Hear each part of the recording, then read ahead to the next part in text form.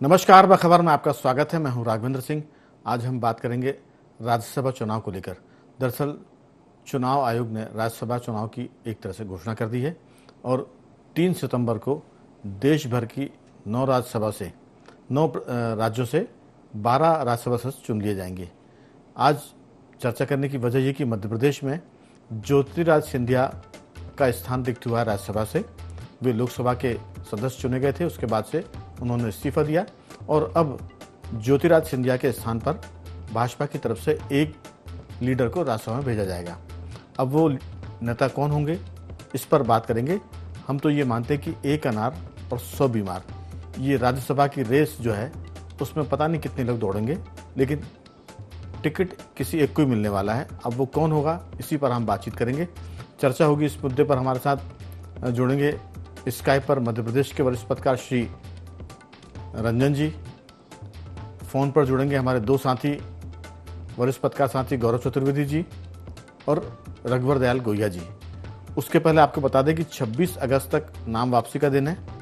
22 अगस्त को नामांकन पत्र दाखिल किया जाएगा। 21 अगस्त तक नामांकन पत्र दाखिल कर दिए जाएंगे और ये जो सारा मामला है 3 सितंबर तक इनकी औपचारिक घोषणा हो जाएगी कि कौन निर्वाचित हुआ।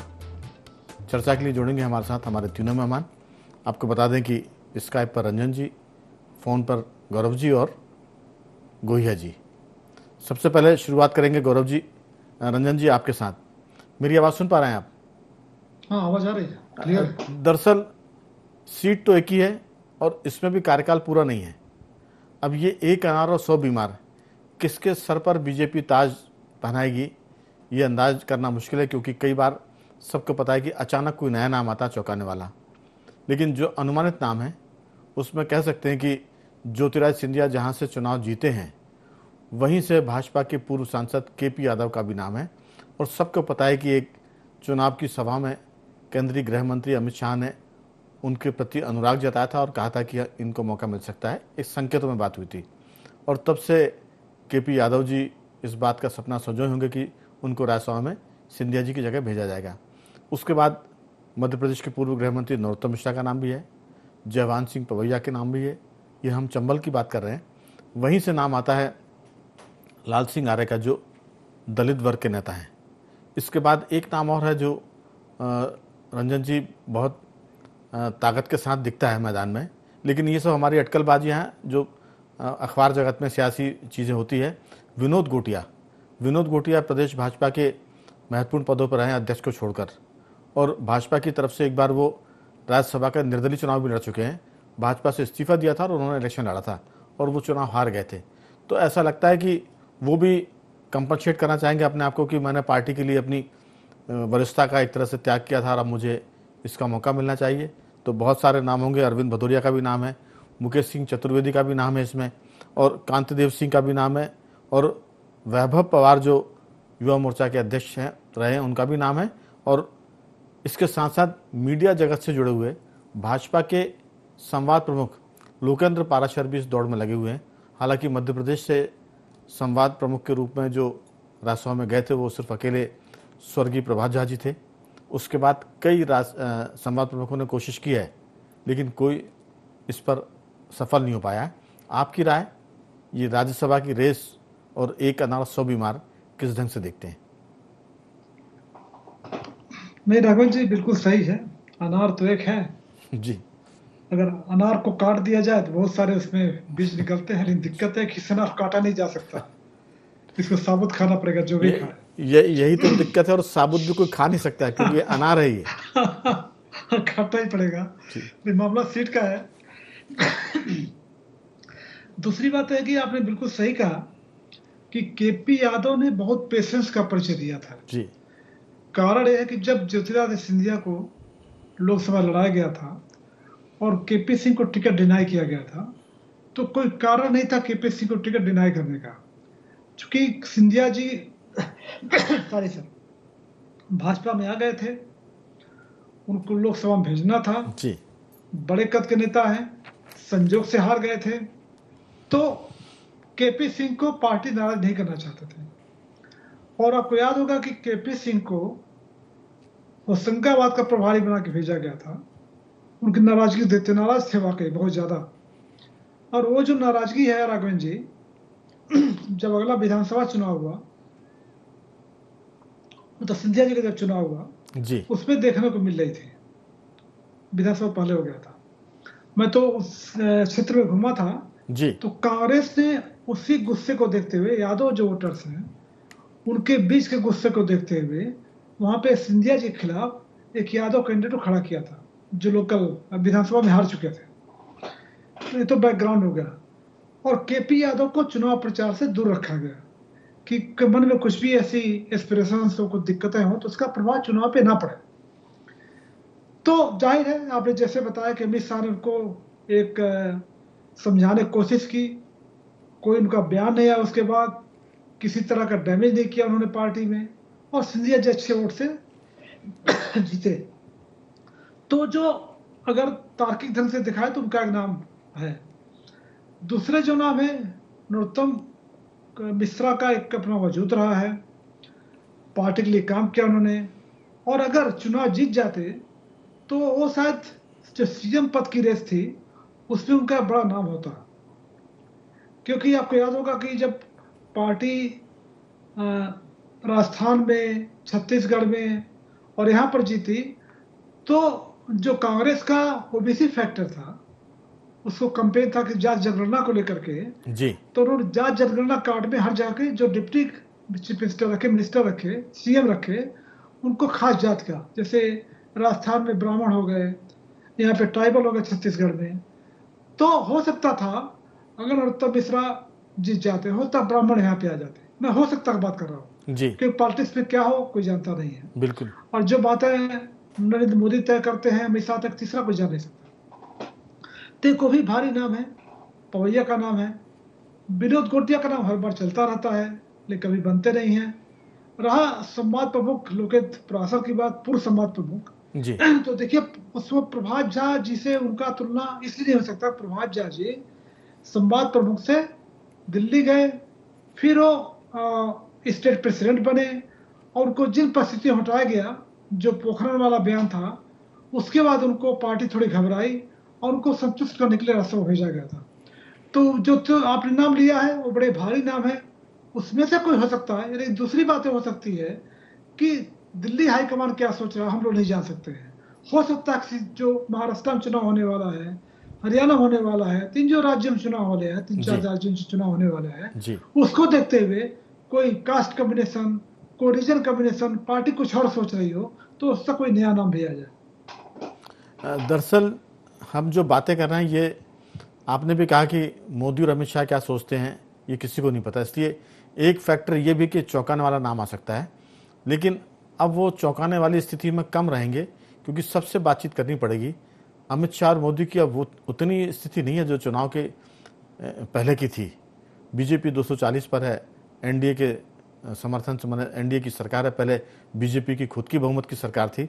तो हमें लगता है कि थोड़ा सा रवैया जरूर बदला होगा, लेकिन इसमें संघ वाला फैक्टर भी कभी आ सकता है, क्योंकि संघ भी कोई अपना नाम दे सकता है, वो आदिवासी नाम हो सकता है, वो कोई भी नाम हो सकता है। लेकिन अगर हम जातिगत उसकी बात करें तो गौरव जी से मैं पूछूंगा, गौरव जी, दरअसल एक जमाना था जब बीजेपी जातिवाद पर कम काम करती थी, लेकिन सत्ता में जैसे जैसे बहुत लंबे समय तक वो टिकी, उसके सारे जो एक तरह से नैतिकताएं थी, जो सिद्धांत थे, वो थोड़े से चरमराए, और वो जातिगत गणित के हिसाब से भी काम करती है। जैसे हमने देखा कि राजस्थान में एक ब्राह्मण मुख्यमंत्री बना, तो मध्य प्रदेश में फिर वो जो ब्राह्मण लीडर थे वो मायूस हो गए, क्योंकि उनको लगा कि अब मध्य प्रदेश में कोई ब्राह्मण सीएम तो नहीं बन सकता है।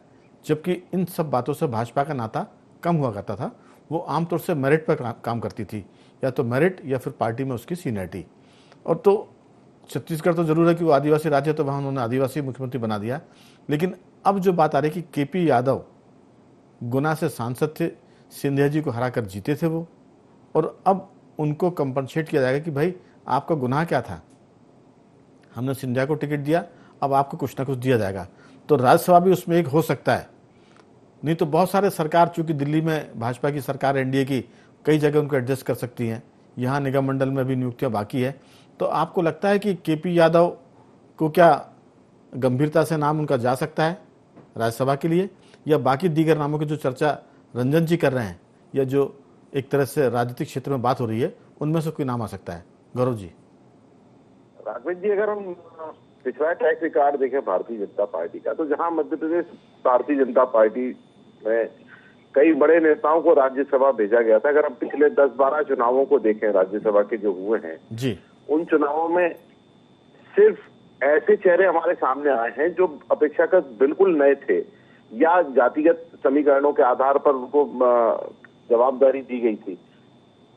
पॉलिटिकल कमिटमेंट की बात करें तो सिर्फ एक सिंधिया जी एक अपवाद स्वरूप पूरी लिस्ट में दिखाई दे रहे हैं, जो अभी वर्तमान में राज्यसभा सदस्य हैं, और उनको भी राज्यसभा में लाने की मजबूरी ये थी कि चूंकि मध्य प्रदेश में सिंधिया सरकार बनवाने की में अहम भूमिका निभाने वाले थे, इसलिए अब स्थिति थोड़ी सी बदली हुई है। चूंकि केपी यादव को अमित शाह ने कमिटमेंट किया है, लेकिन हम देखें विधानसभा चुनाव के दौरान जिन बागी नेताओं को अमित शाह ने कमिटमेंट किया था कि आपको महत्वपूर्ण जिम्मेदारी दी जाएगी, अहम जिम्मेदारी दी जाएगी, उन्हें 9 महीने बीतने के बाद भी कोई अहम जिम्मेदारी नहीं दी गई। एक उदाहरण बतौर बता रहा हूं, जबलपुर के धीरज पटेरिया हैं जो चुनाव में बागी होने की तैयारी कर रहे थे, लेकिन उनके साथ कमिटमेंट किया गया था कि आपका ख्याल रखा जाएगा, और उनके फोटो भी अमित शाह के साथ सामने आए थे, लेकिन आज तक उन्हें कुछ नहीं दिया गया।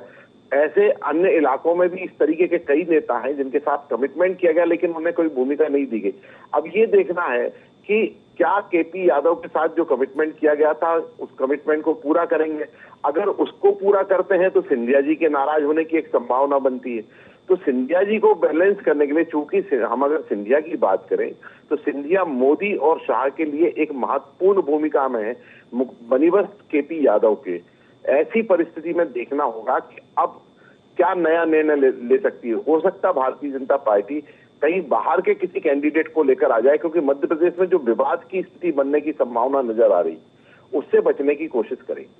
बिल्कुल आपने ठीक कहा। एक संभावना ये भी कि कोई नया नाम आ सकता है, लेकिन जहां तक उनको आश्वासन देने की बात है कि आपको हम कहीं एडजस्ट करेंगे या कुछ आपको जिम्मेदारी दी जाएगी, मुझे लगता है कि अभी सरकारी स्तर पर तो कोई सरकार ने अभी जिम्मेदारी देने का सिलसिला शुरू नहीं किया है।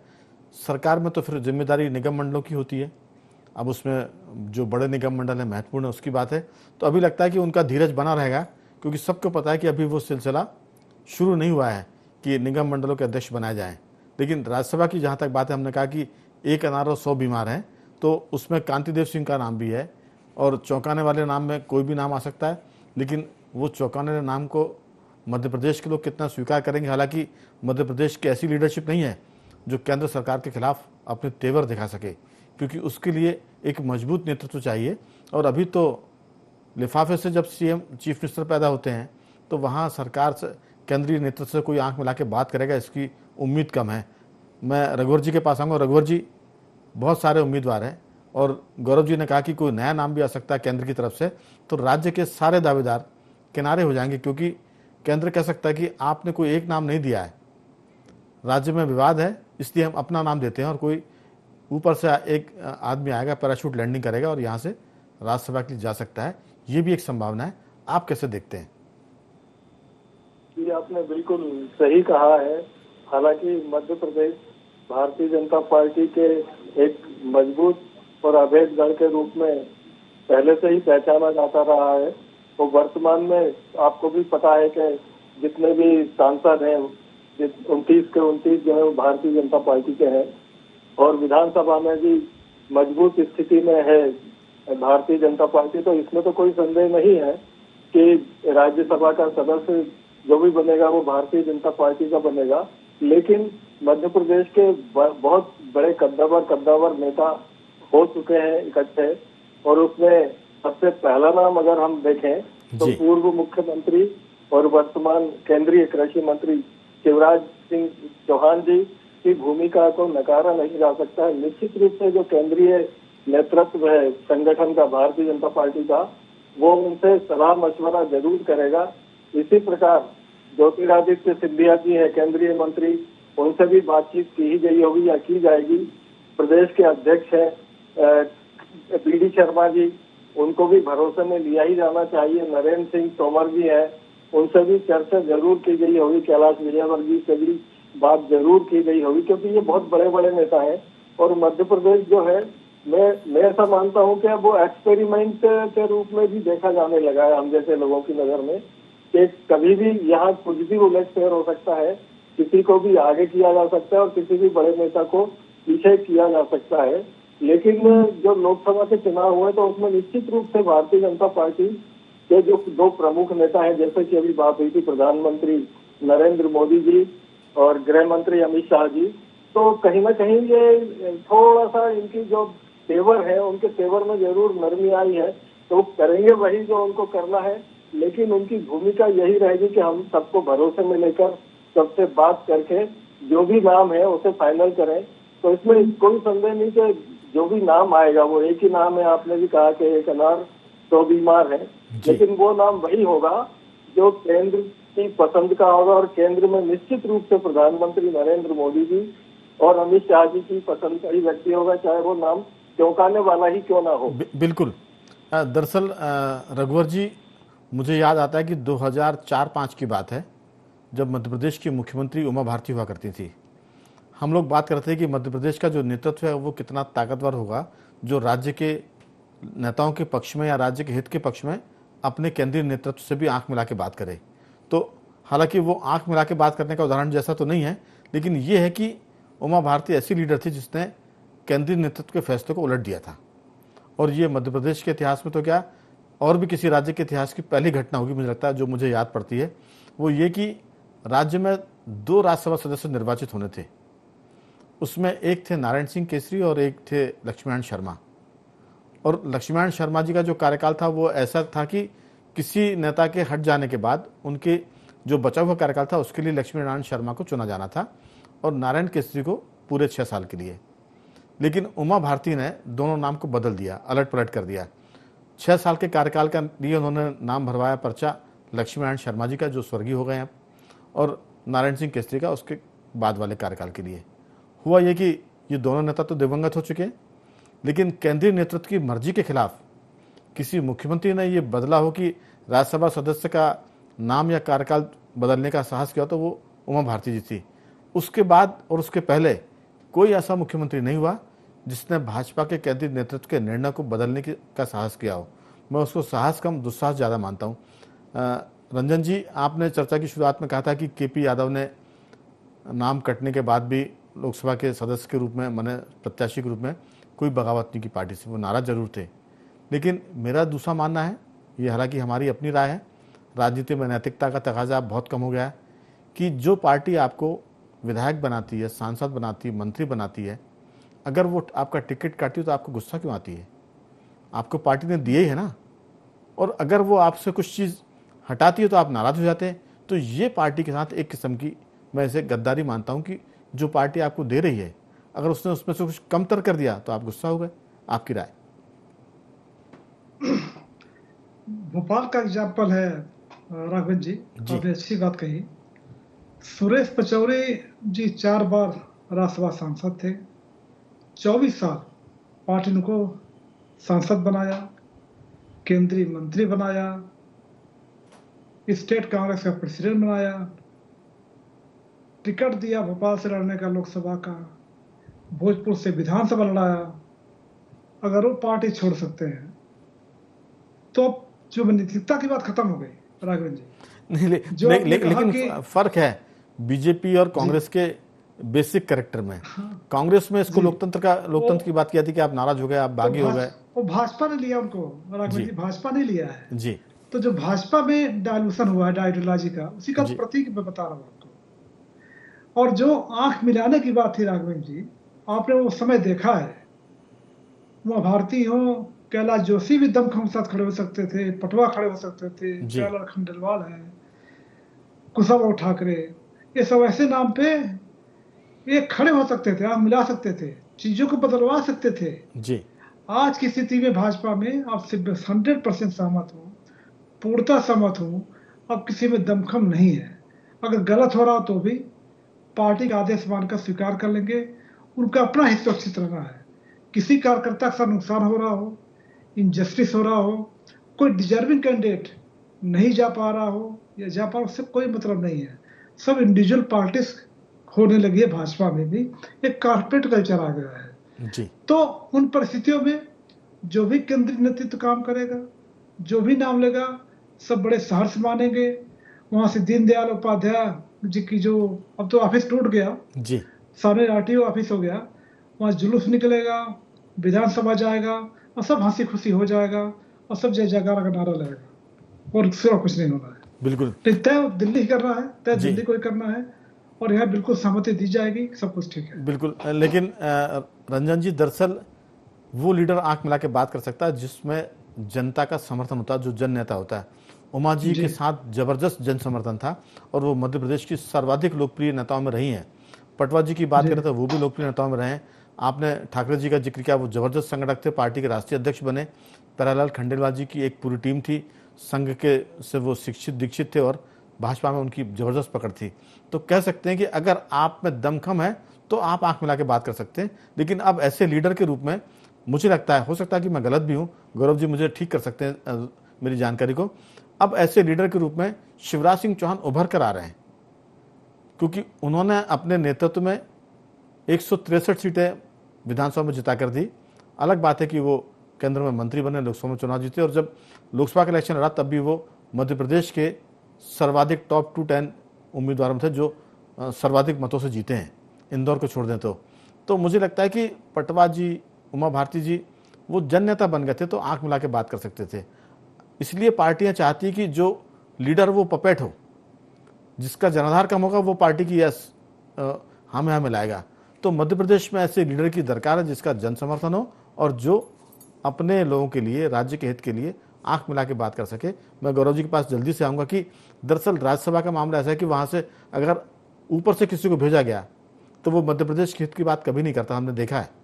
अगर उनका ऑडिट किया जाए तो राज्यसभा से यहाँ से जाते हैं और मध्य प्रदेश के लिए वो ऐसा ना तो राज्यसभा में कभी बात करते हैं और ना मध्य प्रदेश के हितों को लेकर कभी वो सुर्खियों में आते हैं। तो ये नुकसान होता है राज्यसभा राज्य के बाहर के आदमी को यहाँ से भेजने का। तो ये दिक्कतें तो आएंगी, लेकिन अगर पार्टी नेतृत्व ने ठीक से बात की तो स्थानीय व्यक्ति को टिकट मिल सकता है, राज्य के आदमी को। आपकी राय?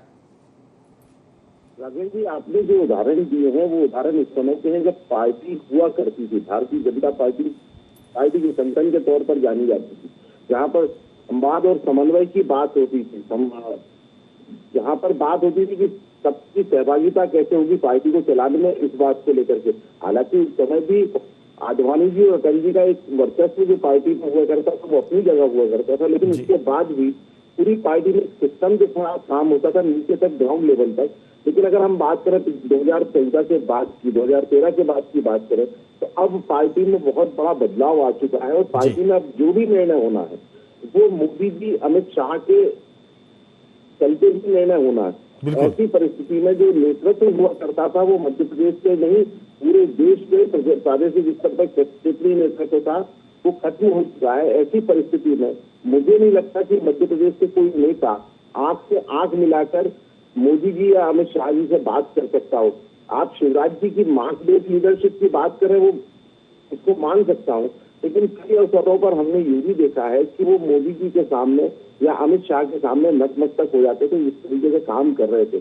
तो ये आप तय मानकर चलिए कि जो भी फैसला होगा वो दिल्ली से होगा।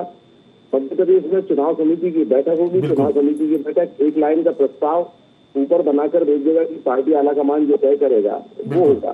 तो ऐसी परिस्थिति में ये कहना संभव नहीं है कि क्या निर्णय लेंगे, किस आधार पर टिकट दिया जाएगा, लेकिन ये बात तय है कि कहीं बाहर का कैंडिडेट लाकर जो मध्य प्रदेश में उन्नति छाई हुई है, आपकी लड़ाई की या आपकी संघर्ष की, उसको टालने की कोशिश की। बिल्कुल गौरव जी, दरअसल मध्य प्रदेश का संगठन मजबूत था लेकिन 29 की 29 सीटें कभी जीत कर नहीं आ पाए।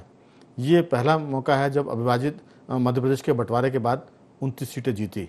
तो संगठन लाख कमजोर मजबूत हुआ हो, सरकारें कैसी भी रही हो, मध्य प्रदेश ने आपकी झोली भर कर दिया है। अगर मध्य प्रदेश की 29 सीटें नहीं होती तो दिल्ली में भाजपा को सरकार बनाने में दिक्कत जाती। सरकार बनाने में मध्य प्रदेश के 29 सांसदों की भी भूमिका है, इसलिए इस राज्य के साथ जाहिर है कि यहाँ का संगठन चाहेगा कि स्थानीय लोगों को तरजीह दी जाए। रघुवर जी, आपकी बहुत छोटी सी राय। मैंने भी कहा था कि मध्य प्रदेश के जितने भी कद्दावर नेता हैं जी, राज्यसभा सदस्य के चयन के मामले को लेकर उनसे सलाह मशवरा अवश्य किया जाएगा। उनको ओवरलुक नहीं कर सकता है राष्ट्रीय संगठन, इसलिए जो भी फैसला होगा वो भले ही चौंकाने वाला हो, लेकिन यहाँ के जितने कद्दावर नेता हैं उनको कहीं ना कहीं भान जरूर होगा कि कौन बनने वाला है। बिल्कुल, तो देखते हैं। अभी तो सदस्यों के नामों की चर्चा है, चर्चाओं के पिटारे खुलेंगे और 3 सितंबर के पहले ये तय हो जाएगा नामांकन भरने के साथ कि ये राज्यसभा सदस्य का ताज किसके सर पर होने वाला है। तो आज बखर में सिर्फ इतना ही। तीनों मेहमानों को मैं धन्यवाद करता हूँ। रंजन जी आपका साधुवाद, गौरव जी आपका बहुत धन्यवाद और रघुवर जी आपका भी धन्यवाद कि आपने इस चर्चा में हिस्सा लिया। तो बखर में आज इतना ही। बने रहिए हमारे साथ और देखते रहिए IND24।